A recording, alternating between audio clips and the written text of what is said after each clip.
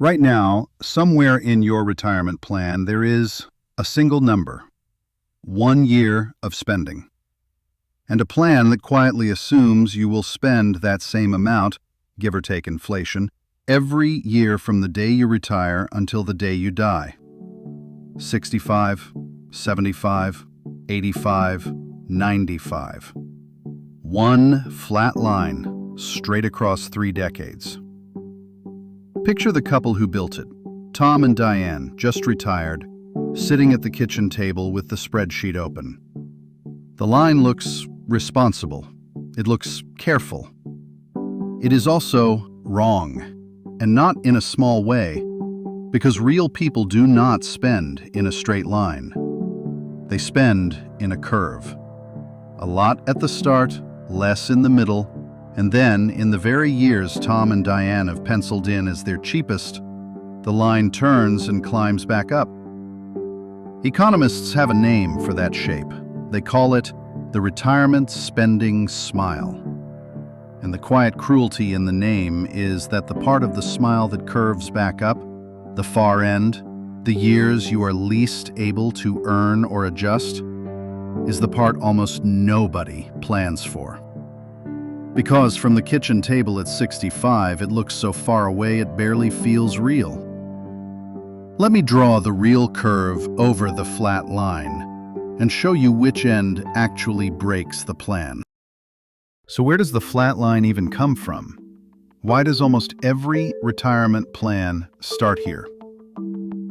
It comes from a rule of thumb you have probably heard, that you will need about 80% of your pre-retirement income once you stop working. Take your old salary, multiply by 0.8. Call that your retirement number, and plan to spend roughly that every year forever.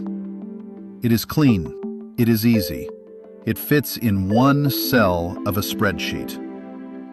And that is exactly the problem. Because 80% of your old paycheck is an average, and an average is a story you tell yourself about a life that is anything but average. It smears one number across 30 years that look nothing alike. The year you retire at 65, knees still good and a passport full of empty pages, does not spend like the year you turn 82. Treating them as the same number overfunds one and starves the other, and the flat line hides which is which. Here's the tell. Ask someone what they will spend in retirement, and they give you one figure. Ask them what they will spend at 68 versus 88, and they go quiet, because they have never once broken the number apart. We build the plan on a straight line for the same reason we all reach for round numbers. It is simpler to carry. But retirement is not lived on a straight line, and the gap between the line and the real curve is exactly where careful people get hurt. Let me draw you the real shape, because once you see it, you cannot unsee it. Back in the 90s, a financial planner named Michael Stein described retirement as 3 phases, and the names have stuck because they are perfect. The go-go years, the slow-go years, the no-go years. The go-go years are the first stretch after you retire, roughly your 60s into your early 70s. Energy is high, health is mostly good, and the list of things you waited 40 years to do is long. This is the expensive, wonderful part. Travel, the big trips with the grandkids, the restaurants, the projects. Spending here is often as high as it was while you were working, sometimes higher, because now you have all day to spend it. Then come the slow-go years, your mid-70s into your early 80s. Nothing dramatic happens, you just slow down. The long flights lose their appeal. You have seen the places you wanted to see. You eat at home more, travel less, and your spending drifts down quietly, year after year, without any real decision to cut back. And the data backs this up hard.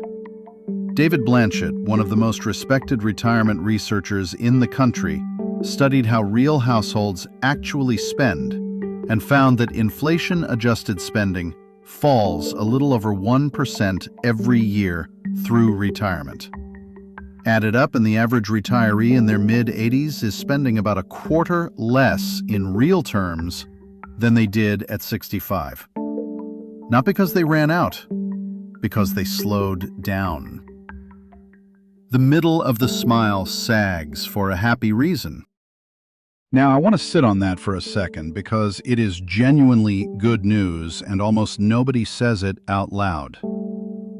If your biggest retirement fear is running out of money in your 70s, the research is quietly on your side. The flat line you built, the one that assumes you will spend the same inflation-adjusted amount every single year, is very likely overstating your middle years. Most retirees do not blow through their savings in the slow-go decade. They ease off it. The travel budget shrinks on its own. The closet stops turning over. The house is paid down. For a lot of people, the 70s simply cost less than the plan ever assumed, which means the fear of the middle is often worse than the reality of it.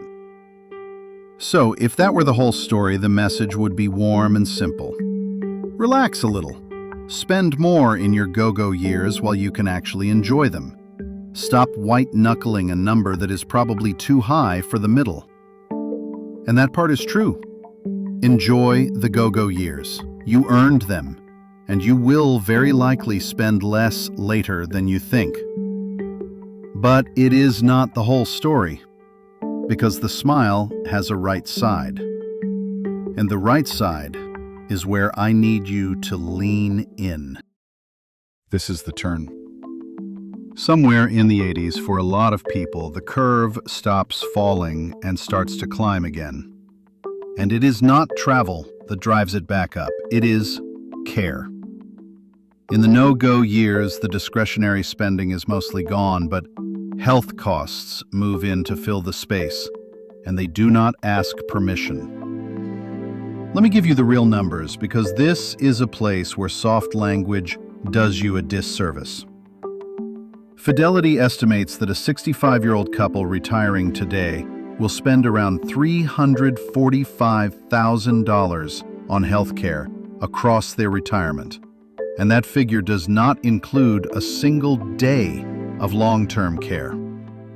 Long-term care is its own separate bill. A private room in a nursing home now runs a median of about $128,000 a year. A home health aide, just so you can stay in your own house, runs close to $78,000 a year. And this is not some rare misfortune that only lands on other families.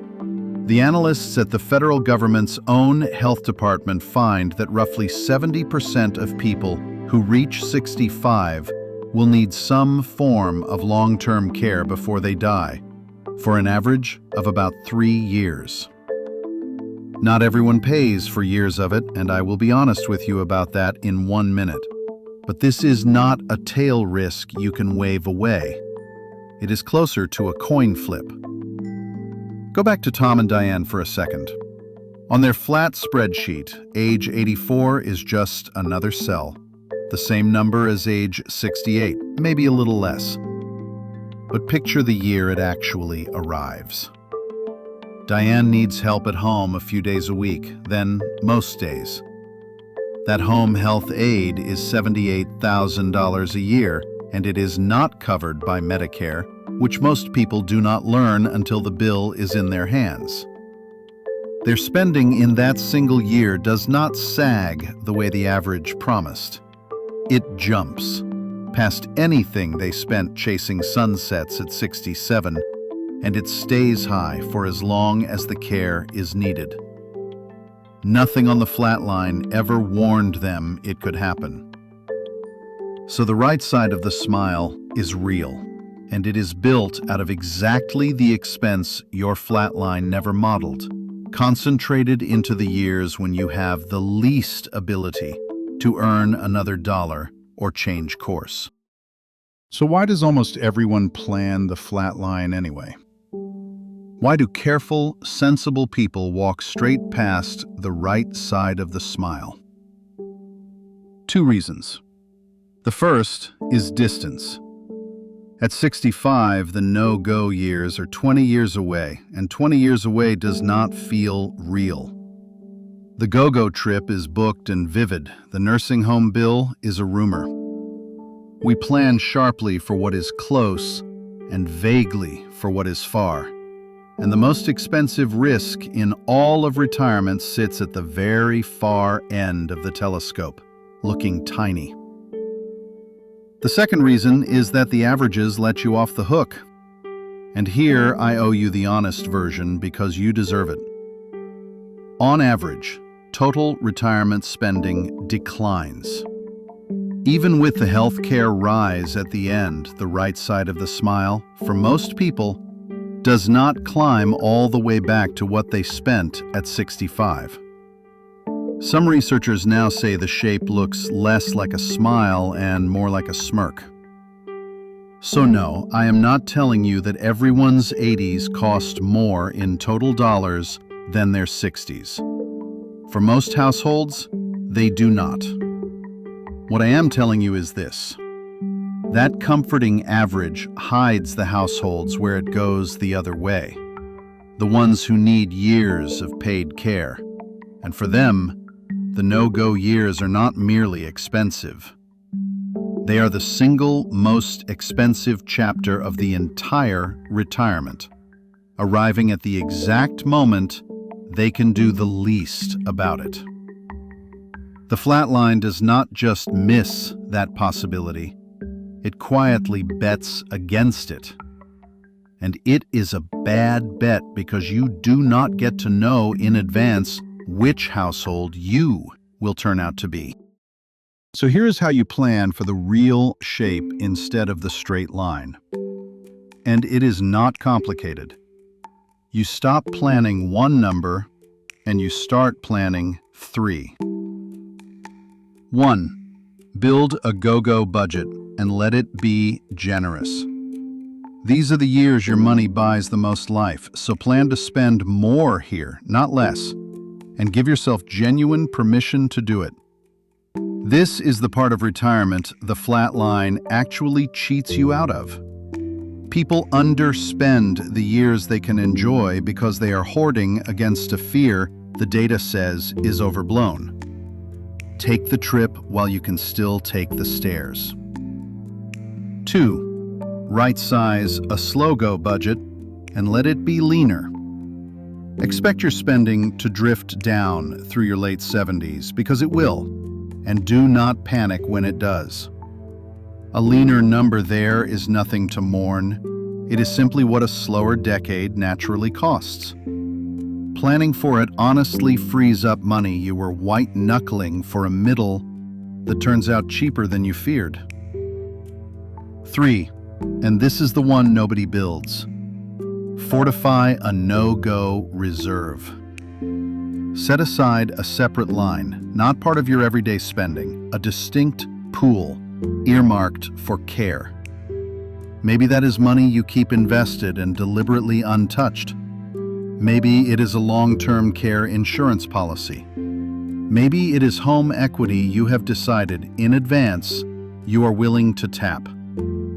The vehicle matters less than the decision.